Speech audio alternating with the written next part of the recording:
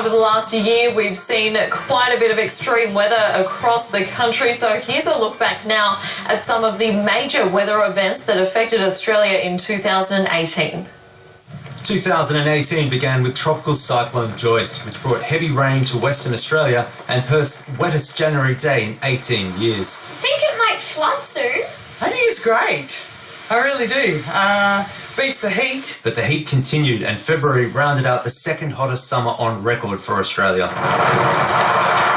In March, Tropical Cyclone Marcus hit the top end, Darwin's strongest since Tracy in 1974. A day later, the Tatra bushfires.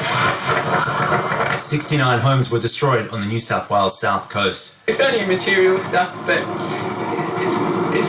it's our stuff and it's just got lots of memories. That same month, Tropical Cyclone Nora brought flooding rain to tropical and western Queensland, but drought dominated headlines in 2018. We're forced to sell because, you can't keep going on forever and getting further into debt. April was exceptionally hot and dry, although in May, Hobart had its biggest downpour on record, which triggered flooding. June and July saw the best start to the ski season in 14 years, even though it was the second warmest July on record across the country.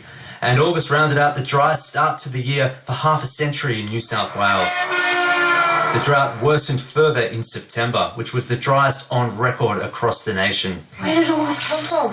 From generous Australians. Oh, thank you so much.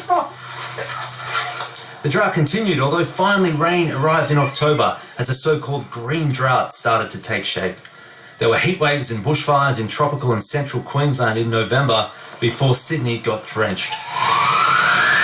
A rain rate equivalent of a 1 in 100 year event. I literally flooded myself. But severe weather season has a long way to go. The December and January focus, as always, remains storms, bushfires and cyclones into the new year. Tom Saunders, Sky News Weather.